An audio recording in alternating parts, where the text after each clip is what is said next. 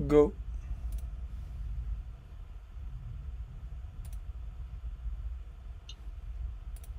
Bonjour à tous et bienvenue à cette nouvelle édition de notre Midi du consommateur. Je m'appelle Anne Calteux, je représente la Commission européenne au Luxembourg et j'ai le plaisir de vous mener à travers cet échange pendant une bonne heure. Donc, pour commencer, j'aimerais attirer votre attention sur le fait qu'il s'agit d'une édition spéciale de notre Midi du consommateur, spécial à plusieurs égards. Tout d'abord, parce que nous comptons parmi nous aujourd'hui Madame la ministre Paulette Lehnert, ministre en charge de la protection des consommateurs, mais également en charge de la santé et vice-premier ministre. Recording in progress. Elle nous fera donc le plaisir de faire l'ouverture de ce webinaire et notre échange aujourd'hui est également spécial en ce sens qu'il se situe au lendemain de la Journée internationale des droits du consommateur qui, cette année-ci, s'est tenue dans le triste contexte, si je peux dire ainsi, de la crise en Ukraine. Et j'aimerais aussi faire un petit message à tous les citoyens et donc aussi consommateurs ukrainiens pour dire que toutes nos pensées vont à vous aujourd'hui. Et je souhaite profiter de l'occasion pour attirer votre attention sur le fait qu'il y a un nouveau site, un micro-site qui a été installé sur le site internet de la Commission européenne et qui est dédié à la solidarité avec les Ukrainiens. Vous pouvez trouver le lien vers ce site web dans notre chat box. Cet événement que nous aurons aujourd'hui est retransmis en live. Et il sera disponible un peu plus tard en replay sur Facebook et sur notre chaîne YouTube. Vous l'aurez remarqué, la langue véhiculaire est le français, mais vous pourrez poser vos questions en français, en allemand et en luxembourgeois dans la chatbox. Quant au programme de ce jour, donc on sera ensemble, je l'ai dit, pendant une bonne heure. Et j'espère qu'à l'issue de cette heure, vous en saurez un peu plus concernant les grandes tendances de la politique luxembourgeoise, mais aussi et surtout européenne dans le domaine des droits du consommateur. Le thème général d'aujourd'hui est donc le nouvel agenda du consommateur. Cet agenda est pas si nouveau ou plus si nouveau que ça parce qu'il a été adopté fin 2020, mais il est toujours d'application parce qu'il va couvrir la période jusqu'en 2025. Donc, on peut dire qu'on est arrivé presque à mi-terme et donc c'est un moment très opportun pour faire un peu le point de cet instrument très important qui explique comment promouvoir les droits des consommateurs tout en protégeant nous tous, enfin les consommateurs, et en nous donnant les moyens d'agir dans un contexte, à l'époque de son adoption, de la pandémie, mais également pour les années à venir. Et on sait tous que les années à venir vont poser un défi particulier également aux consommateurs dans le cadre des prix élevés de l'énergie, auquel la nouvelle crise qui a commencé il y a 3 semaines nous oppose.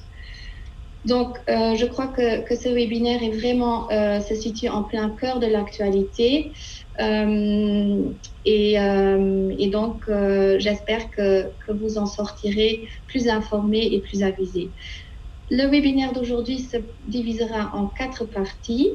La première partie est la partie introductive, pendant laquelle nous aurons donc le plaisir d'écouter les propos de Madame Karin Bazenach, qui est la directrice du Centre européen des consommateurs au Luxembourg.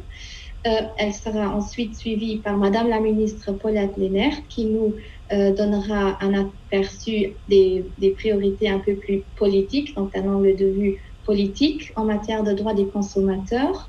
Ensuite, on aura la partie informative, si je puis dire, et nous allons donc profiter à ce moment-là des informations très détaillée quant aux priorités de la Commission européenne en matière de droits du consommateur par une experte chevronnée de la Commission. Il s'agit d'Anne Sekins-Leclément de la DG Just qui est en charge de ce portefeuille. Je vous la présenterai un peu plus en détail par après. La troisième partie de notre webinaire sera la partie interactive où vous, le public, entrerez en jeu. C'est le moment de poser vos questions et vous aurez donc les réponses de la part de nos interlocuteurs. Finalement, la partie finale sera donc dédiée à la clôture et celle-ci sera assurée par mon collègue Christophe Schröder, qui est le chef du bureau de liaison du Parlement européen au Luxembourg. Et Christophe, j'espère, nous fournira certains aspects ou des insights, informations sur ce qui est en train de se passer au Parlement européen dans le dossier droits des consommateurs. Voilà, j'en ai fini en ce qui me concerne avec l'introduction de ce webinaire. J'espère que le déroulement est clair pour vous tous. J'aimerais donc dès à présent passer la parole à Karine Bazenard pour vous introduire dans la matière avec laquelle on sera occupé aujourd'hui. Karine, je te passe la parole. Merci beaucoup.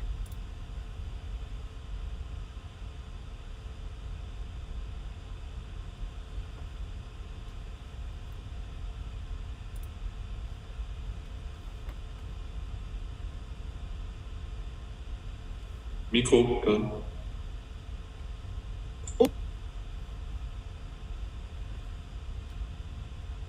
Marche pas, ça marche maintenant. Pardon, je recommence.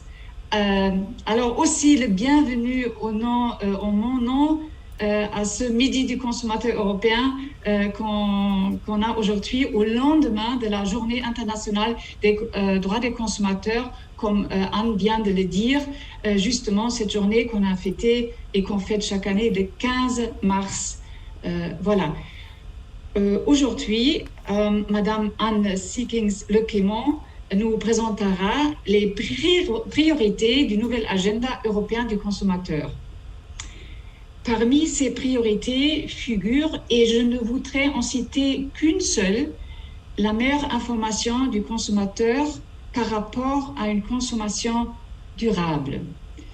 Madame Sekins-Leclément, je saisis l'occasion pour vous rassurer, vous, la Commission européenne et Monsieur le commissaire Reinders, que notre centre européen des consommateurs au Luxembourg, ensemble avec nos collègues des 29 autres centres européens des consommateurs dans tous les pays de l'Union européenne, que nous sommes là pour faire ce qu'on peut faire afin que les priorités fixées dans le nouvel agenda et que vous allez nous présenter soient réalisées. Étant donné que je viens de mentionner la meilleure information du consommateur par rapport à une consommation durable, je voulais alors juste mentionner que notre centre a sorti avant-hier et à la veille justement de la Journée internationale des droits des consommateurs et qu'on a, comme on a dit, fêté hier, un communiqué de presse qui a repris les meilleures pratiques durables établies au Luxembourg, établies dans les pays de la grande région et établies dans tous les autres pays de l'Union européenne.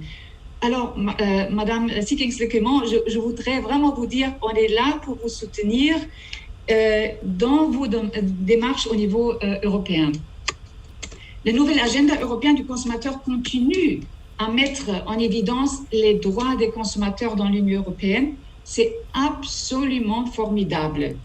Comme on le sait, la protection des consommateurs n'avait justement pas été dans le temps, et je parle de 1957, intégrée dans les traités de Rome. Et il fallait attendre jusqu'en 1992, alors le contrat de Maastricht, à ce que ça soit fait. Et à ce que l'objectif de la consommation, de la protection des consommateurs soit mentionné dans un traité européen. Nous sommes tous des consommateurs. Nous sommes donc tous, chère Madame Sekins-Leclément, curieux à entendre aujourd'hui ce que l'Union européenne prévoit pour les consommateurs dans le futur. Voilà, merci beaucoup. Et je regarde Anne, si j'ai peut-être encore un peu de temps avant qu'on passe la parole à Madame la ministre. Oui, j'ai encore un peu de temps. Oui, j'ai encore un peu de temps. Oui.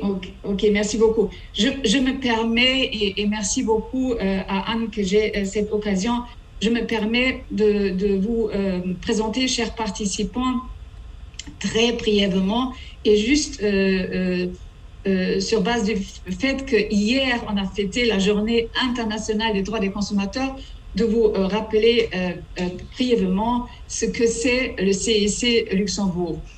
Et juste encore, parce qu'on ne l'a pas encore dit, une petite information pour ceux qui ne le savent pas, cette Journée internationale des droits des consommateurs existe depuis 1983 et à la base, elle a été établie en mémoire du discours historique du président américain John F. Kennedy, un discours qu'il a tenu le 15 mars 1962. On est plein dans l'histoire des dates, voilà, et c'est sur base justement d'un discours de John F. Kennedy.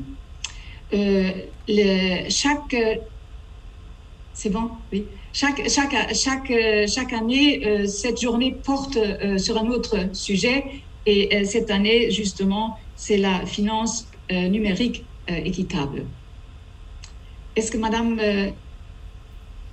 Merci beaucoup, Karine, pour ces informations très utiles. C'est toujours bien de mettre le sujet dans son contexte pour savoir d'où ça vient et on comprend mieux alors où on va. Merci beaucoup, Karine.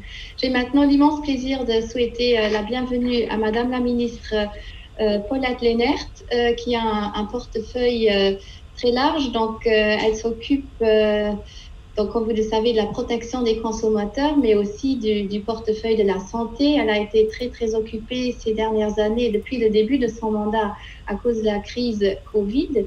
Et elle a aussi, depuis peu, revêtu la fonction de vice-premier ministre. Donc, on est très honorés de vous avoir parmi nous aujourd'hui, Madame Lehnert. Et voilà, je vais vous passer tout de suite la parole pour vous permettre de nous fournir votre position sur ce sujet qui nous concerne tous. Et voilà, on vous écoute. Merci beaucoup. Excuse-moi Anne, il semble que Madame Lehnert ne soit pas présente encore dans le webinaire.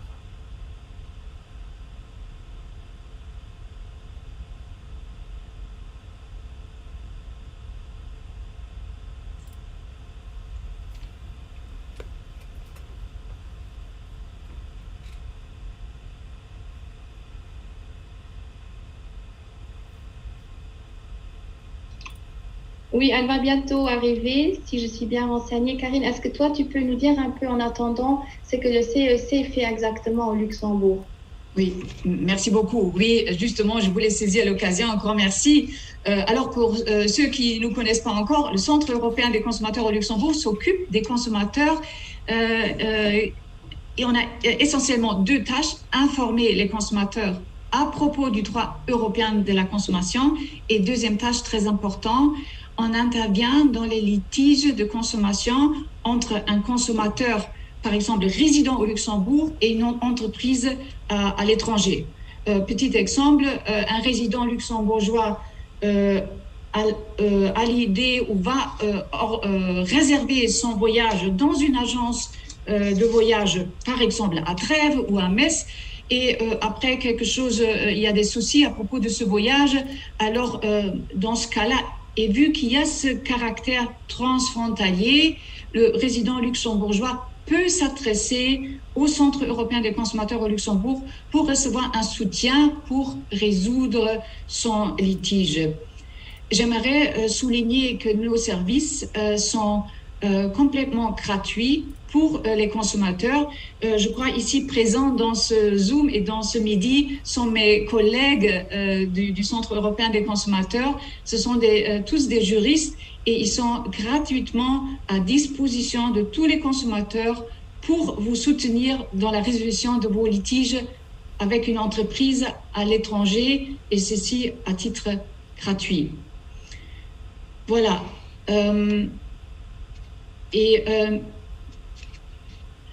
Oui, donc Donc, selon mes informations, Madame la ministre est bien là, elle nous entend, elle nous voit, elle attend qu'elle est admise dans notre webinaire. C'est fait. Merci. C'est fait. Très bien, merci beaucoup. Voilà, vous m'entendez maintenant? Oui, très bien, parfait. Toujours Merci la technique, au bout de 2 années, on n'arrive pas à s'accoutumer. Donc, chers amis des consommateurs européens, chers représentants de la Commission européenne, du Parlement européen, chère Anne, bien sûr, et chère Karine, toujours un plaisir de vous revoir, même si c'est sous des conditions tout à fait exceptionnelles encore, mais on y voit une fin. Donc, hier, nous aurions en fait célébré la Journée internationale des droits des consommateurs, ou plutôt, on aurait dû la célébrer, et cette fois-ci partout dans le monde. Mais malheureusement, ni la situation internationale avec la guerre en Ukraine, ni le contexte économique national qui s'ensuit n'ont permis réellement de se réjouir des acquis en matière de protection des consommateurs, pourtant nombreux, qui ont été réalisés au courant des dernières décennies. En tant que citoyens, nous compatissons avec la population ukrainienne qui a été éprouvée par les attaques militaires et nous la soutenons dans un effort de solidarité que je considère d'exceptionnel et d'admirable. En tant que consommateurs, bien sûr, nous faisons face avec une très grande inquiétude à la flambée des prix du pétrole et du gaz. Et nous craignons les implications sur le prix, notamment des denrées alimentaires. Le gouvernement luxembourgeois s'efforcera, dans le cadre du dialogue social à venir, très prochainement, à venir amortir ces chocs, surtout pour les personnes les plus touchées et les plus démunies. Il n'en reste pas moins que chacun et chacune d'entre nous devra réfléchir à ses modes de consommation pour gérer les hausses de prix, que ce soit en consommant par exemple moins d'essence par le recours au transport public, ou que ce soit par le covoiturage, ou que ce soit encore en s'orientant davantage vers la production locale des aliments. Tout comme la Commission européenne, qui en parlera par la suite dans le cadre de sa présentation du nouvel agenda du consommateur, nous thématisons depuis un bon moment le sujet de la consommation durable ici au Luxembourg. L'actualité a remis le sujet d'une manière flagrante à l'ordre du jour et nous oblige à aborder la thématique sous un nouvel angle de vue. Le programme du Consumer Agenda, avec ses lignes d'action, a été conçu sous l'emprise des effets de la pandémie, ce qui lui a permis d'analyser de manière critique la politique de protection des consommateurs existante et de proposer des démarches pour pallier aux lacunes détectées. La transition verte est l'un des 5 objectifs du programme et j'estime que nous devons, contraints par les circonstances actuelles, y contribuer dorénavant encore plus activement. Le Consumer Dialogue, qui aura lieu le 27 avril 2022 et que je co-organise avec le commissaire Reinders, sera d'ailleurs l'occasion d'approfondir les priorités de ce programme sur base des avis des quelques 2500 consommateurs qui ont bien voulu participer au questionnaire que nous avions lancé. Je les remercie, ainsi que tous ceux et celles qui voudront bien encore nous aider par leur participation à réfléchir sur comment mieux faire en matière de protection des consommateurs. Je vous remercie. Merci Madame la Ministre pour ces propos très à point. Donc j'aimerais relever simplement une phrase qui m'a beaucoup plu. C'est l'invitation que vous avez adressée à notre public de consommer autrement. C'est vrai, je crois qu'avec ce qui se passe en Ukraine et les conséquences que cela présente pour nous maintenant et en laissant ces conséquences, il est vraiment temps de réorienter notre mode de consommation en tant que citoyen. Bien sûr, la production des biens doit aussi changer, donc ça se situe à plusieurs niveaux.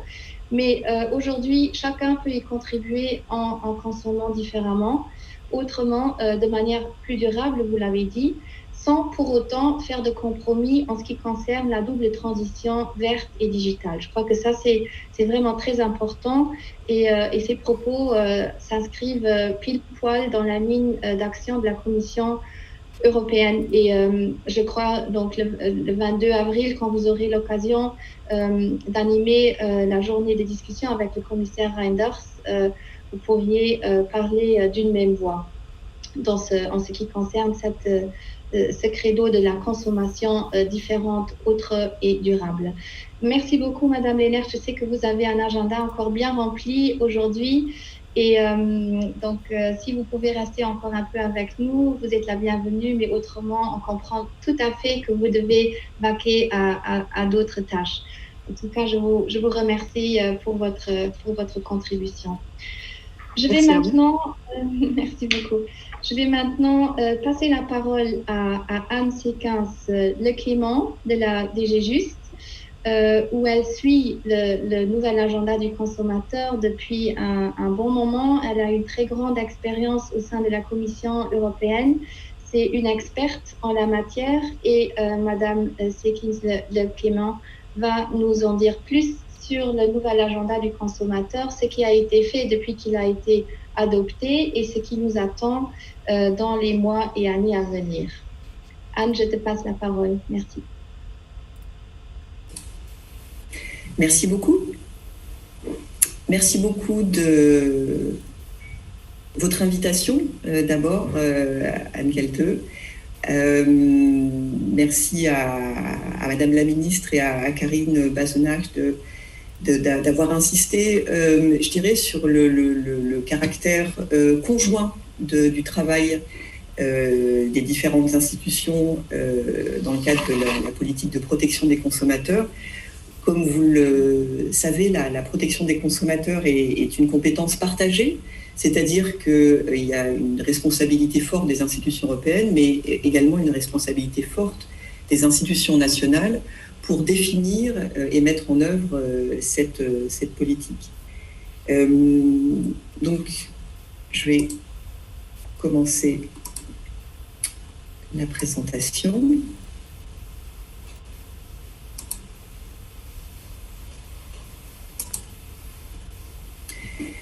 Et donc, ce que je vais présenter ici n'est qu'une partie, en fait, de la politique européenne de protection des consommateurs, puisque ça couvre ce qui est fait au niveau européen. Il y a énormément, bien entendu, qui est fait au niveau national par les services de Madame la Ministre et par les différentes organisations de protection des consommateurs et les centres européens des consommateurs.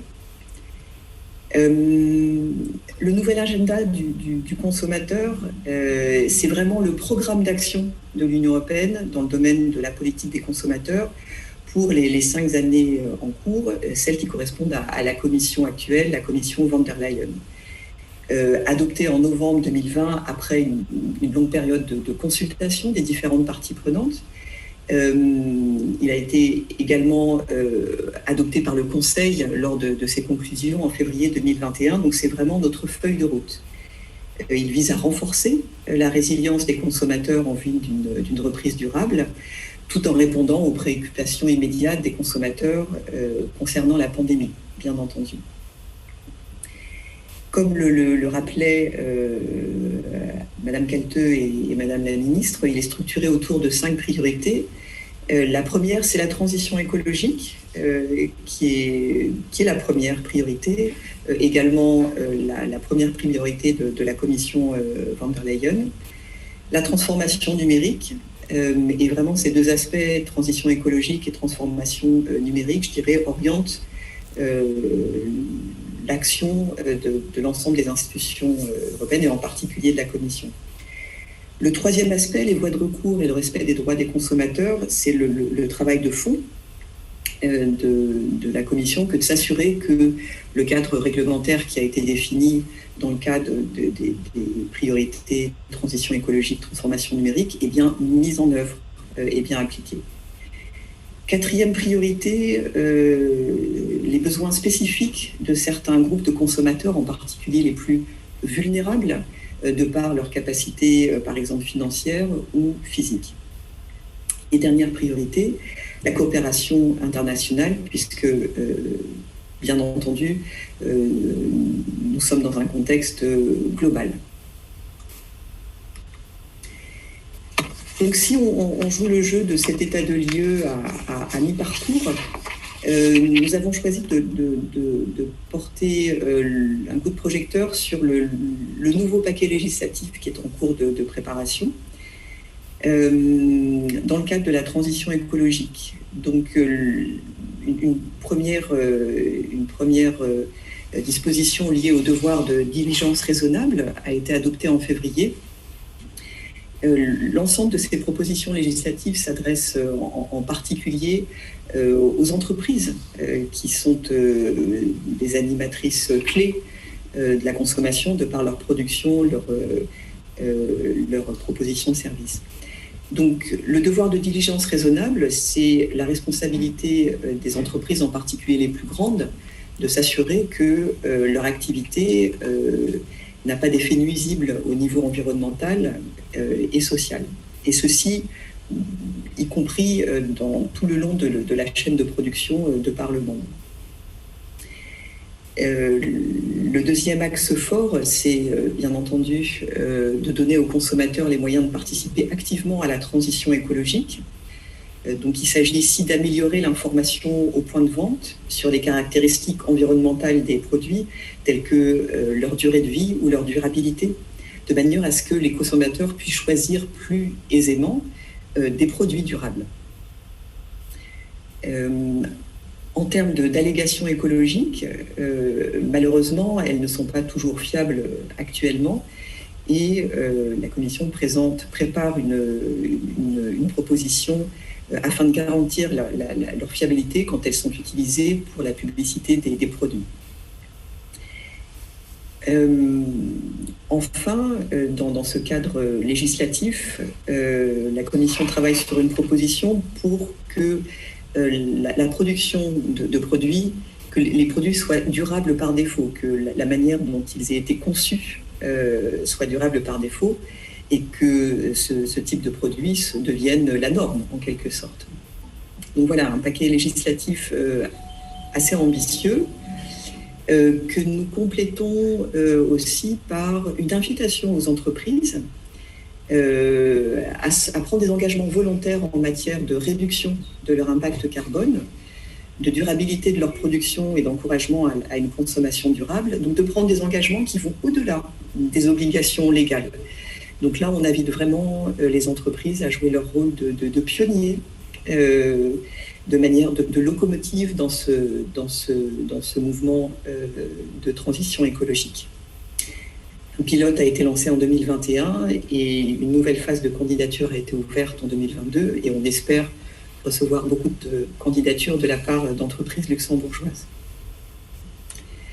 En termes de transformation numérique, vous le savez probablement, un nouveau cadre législatif est en cours de discussion entre les co-législateurs, Conseil, Parlement, Commission, de manière à adopter une législation sur les services numériques qui prennent acte des nouvelles réalités pour assurer une transparence et un bon niveau, le meilleur niveau de protection des consommateurs.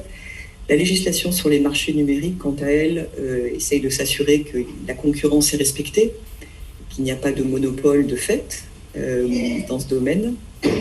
Et enfin, en termes de sécurité des produits, il y a une révision actuellement de la législation en cours de manière à l'adapter aux réalités, en particulier numériques, des marchés. En parallèle de ce travail législatif, la Commission continue à revoir l'efficacité de la législation de protection des consommateurs, en particulier dans l'environnement numérique qui continue à changer. Donc ce travail continue en parallèle. Et de la même manière que pour la transition écologique, les entreprises sont également invitées à prendre des engagements volontaires qui vont au-delà de leurs obligations légales en matière de sécurité des produits dans le cadre de la Product Safety Pledge. Actuellement, il y a une douzaine de plateformes numériques qui ont déjà souscrit à cet engagement. Par rapport aux autres priorités, ici, je me concentre en particulier sur la mise en œuvre de ce cadre législatif, en particulier via l'animation, le soutien de réseau des autorités nationales de coopération, le soutien au Centre européen des consommateurs, au nom duquel celui de Mme Baznach au Luxembourg, bien entendu. Et je salue au passage ces centres européens de consommateurs qui ont été extrêmement actifs dans la gestion des plaintes durant la pandémie, en particulier, vous vous en doutez, dans le secteur du tourisme. Le soutien également aux entités de résolution extrajudiciaire des litiges. Pour les consommateurs, il est important que les problèmes rencontrés soient réglés en dehors des cours de manière la plus légère mais efficace possible. Et les entités de résolution extrajudiciaire des litiges ont vraiment ça pour objet. Par ailleurs, en termes de coopération internationale, le système d'alerte rapide de l'Union européenne pour les produits dangereux a provoqué l'intérêt de plusieurs pays ou régions tiers de manière à mettre en place des systèmes similaires qui sont tout à l'avantage du consommateur européen, puisque cela permet d'assurer un meilleur degré de sécurité des produits dans des marchés éventuellement sur lesquels nous importons éventuellement. Donc, pour mettre en œuvre ce niveau d'ambition, il est essentiel qu'une gouvernement appropriée soit mise en place.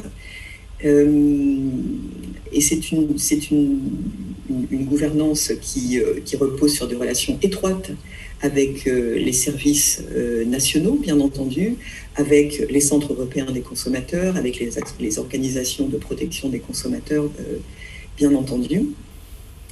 Ce qui est nouveau avec le nouvel agenda du consommateur, c'est qu'il y a eu la création d'un groupe consultatif sur la politique de consommateurs qui rassemble non seulement des représentants des organisations des consommateurs, mais aussi la société civile et des entreprises, de manière à ce que l'ensemble des parties prenantes se retrouvent autour de la table pour se confronter aux difficultés des consommateurs et trouver les solutions appropriées. Par ailleurs, le tableau de bord de la consommation qui existe déjà depuis de nombreuses années continue à être amélioré afin de mieux satisfaire ses fonctions de suivi et d'évaluation comparative. C'est en quelque sorte un outil qui nous permet d'identifier de nouvelles difficultés et de mettre en place les politiques nécessaires à leur résolution. Le sommet des consommateurs a lieu chaque année au moment de la Journée mondiale des droits des consommateurs. Exceptionnellement, cette année, c'était un petit peu plus tôt. Présidence française oblige et c'était le 15 mars, était un petit peu trop proche des élections en France. C'est vraiment le moment où l'ensemble des acteurs de la protection des consommateurs au niveau européen, mais aussi au niveau national, régional, se retrouvent de manière à faire le point. Et depuis 2021, c'est le forum où sont identifiées les actions prioritaires de l'année en cours. Et puis on revoit aussi ce qui a été fait par rapport aux priorités de l'année précédente. Donc, en 2021, une grosse douzaine d'actions ont été identifiées en tout. Je reprends ici les trois principales. La première liée aux responsabilités des plateformes en matière de prévention et de réaction des escroqueries. Et c'est vrai que le travail sur le Digital Service Act répond en grande partie ainsi que la législation sur la sécurité des produits. Deuxième aspect, doter les autorités chargées de faire appliquer la législation d'outils appropriés pour la détection des infractions dans l'environnement numérique. Je pense ici à l'e-Lab, qui dote les services d'outils appropriés pour effectuer des sweeps et identifier les escroqueries. Et troisièmement, adopter une approche, s'il n'y a pas de données, pas de déclaration environnementale. Donc ça a été suivi des faits dans la proposition législative. Donc si une entreprise n'a pas la capacité de démontrer que sa déclaration environnementale « Je suis vert » repose sur des faits, eh bien, il devrait pas, cette publicité, en quelque sorte, n'est pas considérée comme acceptable. Pour 2022, donc voici les 3 actions sur une quinzaine qui avaient été identifiées conjointement par le réseau des experts nationaux et le groupe consultatif sur la politique des consommateurs. Donc voici les 3 actions sur lesquelles nous proposons de vraiment centrer l'action de la protection des consommateurs en 2022. Donc le renforcement des capacités des autorités de surveillance du marché en matière d'application électronique, ça reste vraiment une préoccupation forte. Le renforcement des règles du droit des consommateurs contre les pratiques d'obsolescence précoce. Et là, dans le cadre du paquet législatif visant à donner aux consommateurs les moyens de participer activement à la transition écologique, il y a vraiment des dispositions précises parce qu'il est très compliqué de démontrer qu'une obsolescence précoce a été organisée par une entreprise pour ces produits. Et 3e aspect, la formation des autorités chargées de faire appliquer la législation sur les dark patterns. Les dark patterns, ce sont ces interfaces qui induisent les utilisateurs, les consommateurs en erreur et qui leur font faire des actions qui leur sont néfastes sans qu'ils ne le souhaitent. Tournons maintenant notre regard vers le futur. Au moment quand la pandémie a commencé, nous avons lancé un travail de prospective stratégique afin d'identifier l'évolution des modes de consommation dans l'Union européenne après la pandémie. Donc, il y a des tendances qui sont déjà clairement identifiées. La manière dont le travail, la répartition du travail entre la maison et le bureau a changé, l'impact sur les transports en commun, la manière dont la socialisation a évolué, la distanciation sociale, moins de contacts, également la manière dont la prise de risque a évolué, moins de prise de risque, plus d'attention à la sécurité, bien entendu. Au terme de cette étude, quelques grandes lignes apparaissent. Bon, sans surprise, la prépondérance du commerce électronique, l'importance des plateformes en ligne, dont nous continuons à réguler le fonctionnement, l'apparition de nouveaux influenceurs, de nouvelles types de publicités via des personnes ayant une influence particulière sur les réseaux sociaux, l'omniprésence de la technologie et malheureusement l'augmentation des escroqueries qui va avec. Une préoccupation plus générale par rapport à une attention à la santé et à la durabilité. On a plusieurs études qui montrent que le consommateur souhaite effectivement consommer de manière son pendant, qui est la grande confusion qui règne actuellement sur les informations aux consommateurs sur la durabilité des produits. Quelques points d'interrogation. Est-ce que des tendances observées comme l'attention à l'environnement, le lien avec la nature, est-ce que le fait que durant la pandémie, les consommateurs aient acheté plus localement et consommé moins, est-ce que ces tendances vont continuer? C'est effectivement, en tout cas, des éléments à prendre en considération. Donc, je vous remercie de votre attention. Je vais maintenant arrêter cette présentation et puis je me tiens à votre disposition en cas de questions, bien entendu. Je vous remercie de votre attention. Merci beaucoup, Anne, pour ces informations très utiles et très détaillées. J'aimerais peut-être, si vous le permettez, poser la première question. Je n'en vois pas encore dans la chat box, donc avis aux amateurs pour ceux qui ont encore des questions complémentaires. Et en attendant, peut-être une question de ma part en tant que icebreaker, si je puis dire. Vous avez parlé au début de votre présentation du rôle clé des entreprises pour accompagner la mise en œuvre du nouvel agenda des consommateurs. et notamment de l'invitation qui leur est adressée par la Commission de faire de l'engagement volontaire au-delà de ce qui est prévu par le cadre législatif. Je crois me souvenir qu'il y a déjà eu une initiative similaire dans le cadre des allégations quant aux ingrédients alimentaires il y a plusieurs années de ça, hein, donc ça remonte vraiment. Et ce qui m'intéresserait, c'est de savoir quel a été le succès de cette approche-là, une approche volontaire par rapport à une approche qui est basée exclusivement sur des obligations légales. Je ne sais pas si vous avez déjà eu, si vous avez un ressenti de cette approche plus volontaire. Ça m'intéresserait. Merci.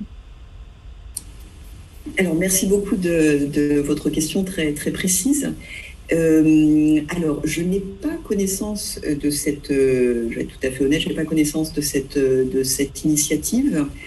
Par contre, je sais que nos collègues de l'Agri, des services d'agriculture et de protection de la santé ont sorti une initiative similaire pour tout ce qui est produits et producteurs d'aliments, de nourriture. Donc, qui est couronné de succès dans la mesure où les plus grandes entreprises en font partie.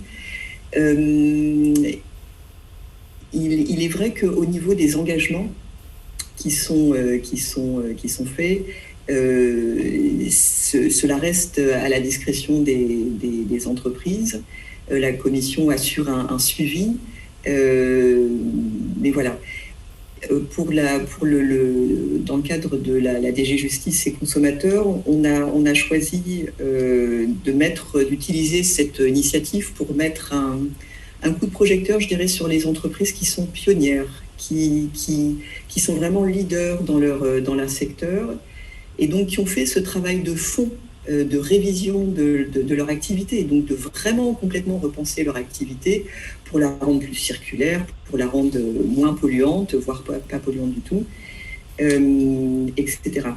Et donc, on ne vise pas un nombre extrêmement grand d'entreprises qui seront de toute manière visées par le cadre réglementaire, hein, qui s'applique à toutes les entreprises.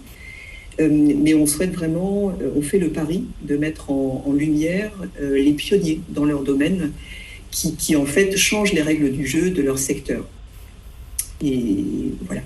Donc je ne présumerai pas du succès de cette initiative, mais nous croyons en son ambition et son efficacité. Et peut-être qu'il faut faire les deux de manière complémentaire. Il faut... je crois que ça pourrait être envisagé comme un paquet d'approches. Donc, il ne faut ni exclure l'un ni l'autre. Ça peut faire partie d'une démarche commune, non?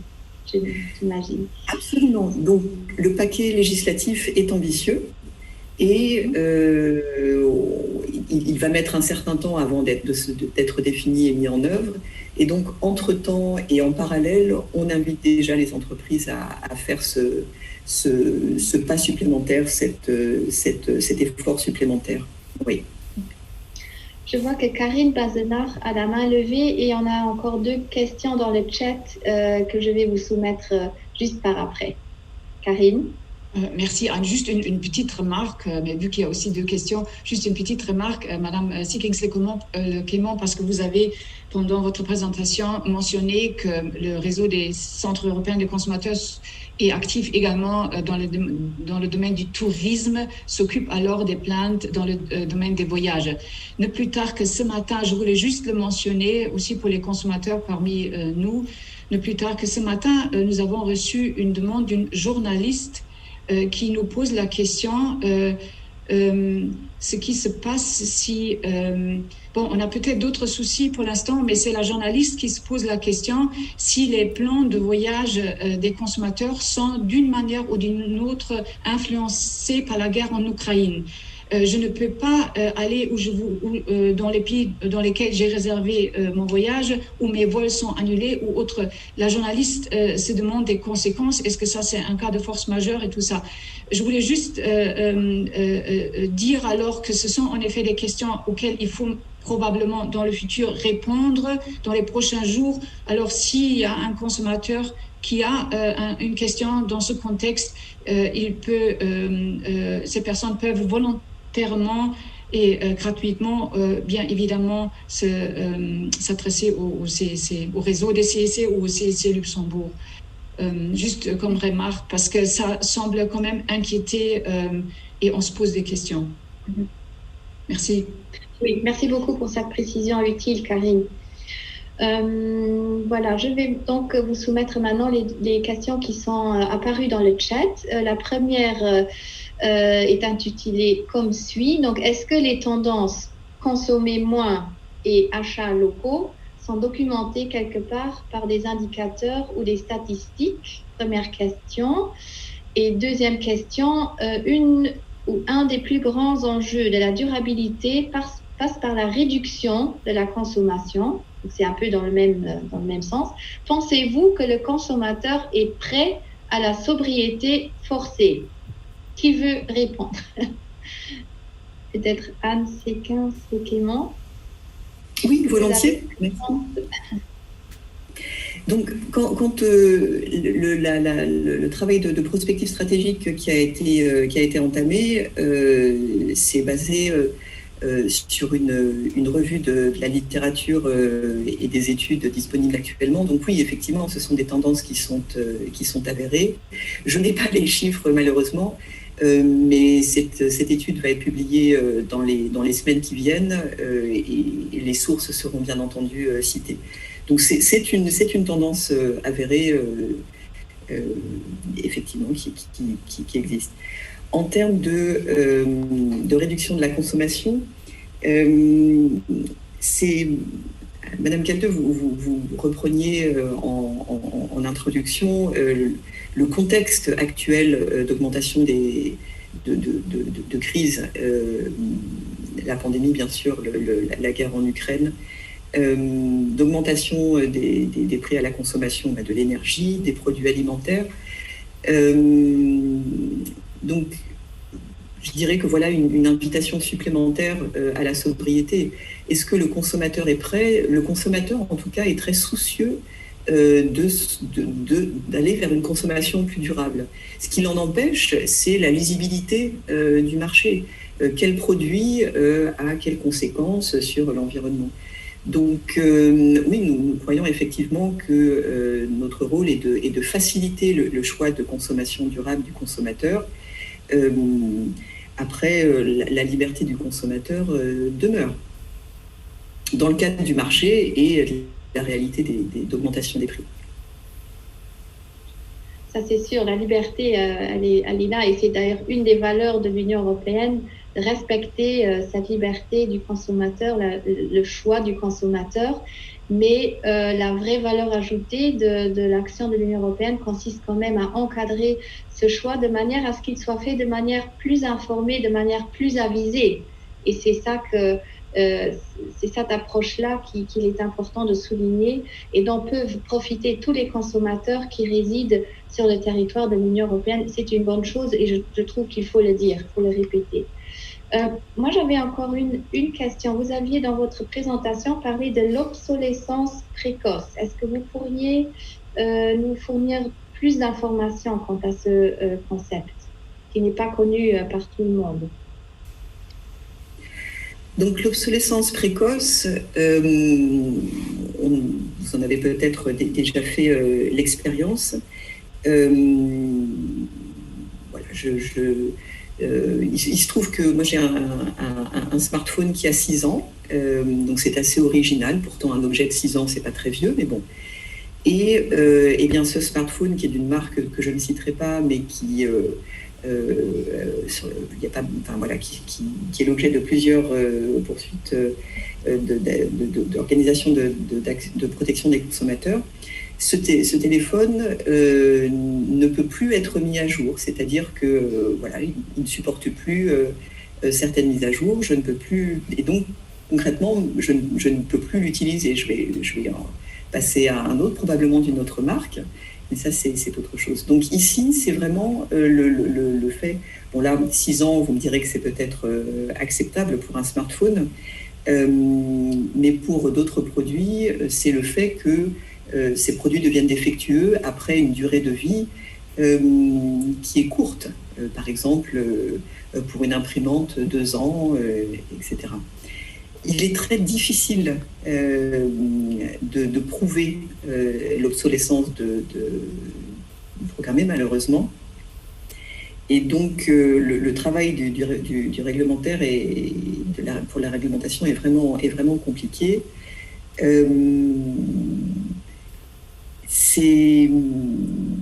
Ici, on essaye de travailler pour être le plus précis possible, de manière à ce qu'il devienne plus simple d'identifier les pratiques d'obsolescence précoce, et puis d'avoir recours à la justice, ce qui stopperait progressivement, nous pensons, cette pratique des entreprises, de certaines entreprises. Voilà, une réponse limitée, mais... Oui, merci. Est-ce que cette approche-là existe aussi dans d'autres régions du monde, ou est-ce que, en le mettant en place, est-ce que l'Europe peut servir de bon exemple, de bon élève au niveau international? Alors, en matière de protection des consommateurs, effectivement, de manière générale, l'Union européenne est leader. De manière générale, l'Union européenne est leader au niveau mondial. C'est le cas dans d'autres domaines réglementaires. Je pense à la protection des données, qui est liée à la protection des consommateurs de par la transparence et l'état de droit lié aux valeurs démocratiques que cela promeut. Donc, effectivement, là, le travail qui est fourni est un travail d'avant-garde par rapport à la réglementation. Donc, on n'a pas vraiment de source d'inspiration externe. C'est vraiment un travail précurseur qui est en cours.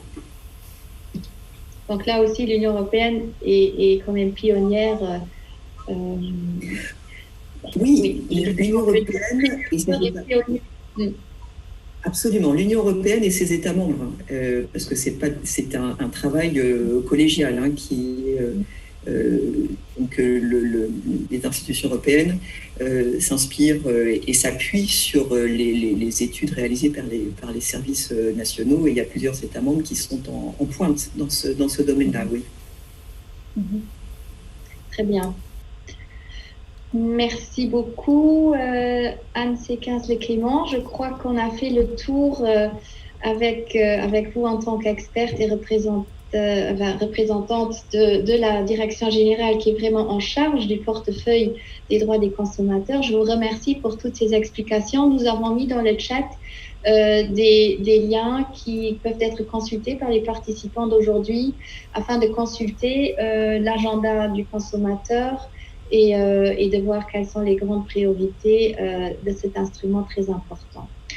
Avant de clôturer notre webinaire, j'aimerais passer la parole à Christophe Schröder. Donc, comme je l'ai dit lors de mon introduction, Christophe Schröder est le chef du bureau de liaison du Parlement européen ici au Luxembourg, et il a été très occupé ces derniers jours à préparer la visite de la présidente du Parlement européen au Luxembourg, Madame Roberta Metsola, qui a donc choisi le Luxembourg comme premier pays de son cycle de visite suite à sa nomination au mois de janvier. Christophe, qu'est-ce que tu peux nous raconter sur ce qui est en train de se passer au sein du Parlement européen en relation avec les droits des consommateurs? Merci beaucoup, Anne. Merci à vous tous d'être présents. Oui, l'agenda que la Commission a proposé, ça se traduit évidemment aussi, le moment venu, dans des textes législatifs qui ensuite sont votés par le Parlement européen et le co-législateur qui est le Conseil des ministres. Donc, parmi plusieurs projets que Mme Séquence-Leclément vient de proposer, on voit maintenant aussi les propositions arriver au Parlement et arriver au niveau où Parlement et Conseil devraient commencer les négociations. Permettez-moi d'abord peut-être encore de faire une petite remarque sur la Journée internationale des droits des consommateurs qui a eu lieu hier, en parallèle avec la visite de la présidente que toi, Anne, vient de mentionner. Là, évidemment, la question de consommer autrement, comme l'a dit la ministre Lehnert, ça a joué évidemment un rôle important. À la fin de sa visite, le président Metsola a eu un échange avec les lycéens du collège, donc du lycée Athénée en centre-ville. Et évidemment, cette question, comment est-ce que nous, en Europe, devrions maintenant réagir à cette agression russe en Ukraine, ça joue pas seulement au niveau militaire, mais c'est aussi une question, enfin, de notre choix de consommation de ce côté. En amont de cette journée internationale des droits des consommateurs, la présidente de notre commission parlementaire sur le marché intérieur et la protection des consommateurs, Mme Cavazzini, elle a justement évoqué les effets de l'agression russe sur l'Ukraine et la manière dont ça se traduit sur les prix que nous voyons chaque jour, que ce soit sur les stations de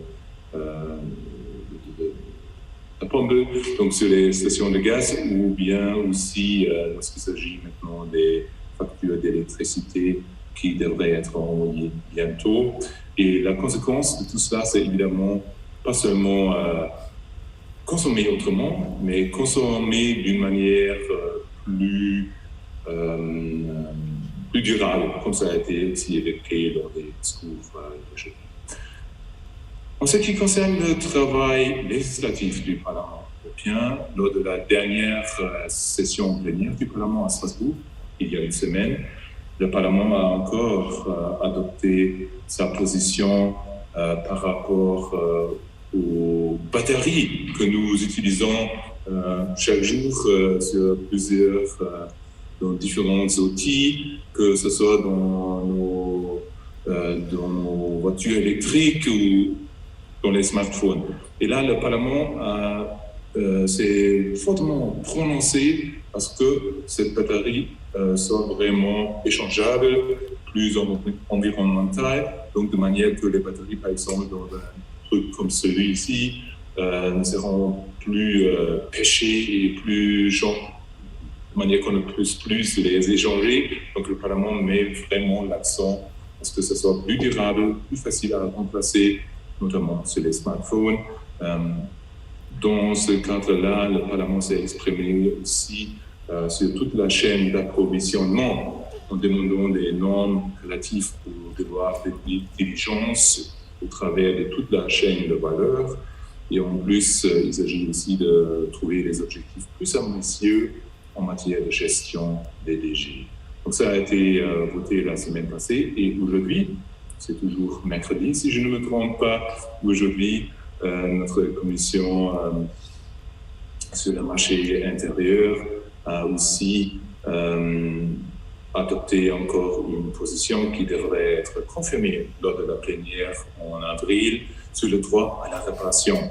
Donc si jamais je laisse tomber ce truc, ça devrait être encore être réparable ou disons si quelque chose tombe en panne dans 2 années, c'est pas bon. Donc là, le Parlement insiste à ce que la position des consommateurs soit renforcée. Et je crois que ce sont aussi des bonnes, malgré les circonstances que nous venons d'évoquer à plusieurs reprises, on voit quand même que la bataille pour renforcer les droits que nous, consommateurs, nous, citoyens, puissent jouir, cette bataille continue et le Parlement européen agit sur les réactions, sur les propositions de la Commission et se battre avec le Conseil afin que nous puissions là vraiment disposer de droits plus fortes, certainement vis-à-vis des producteurs. Et je crois avec cela, on aura encore des beaux sujets à en discuter pendant cette année, pendant notre cycle de conférence mini des consommateurs. J'aimerais vous remercier et je donne la parole à Anne. Merci beaucoup, Christophe. Oui, merci aussi de souligner que c'est grâce au Parlement européen que les propositions de la Commission voient effectivement le jour, parce que c'est là que se passe le débat sur les propositions législatives et c'est là aussi que se fait entendre la voix des consommateurs. Merci beaucoup aussi de ma part à vous tous.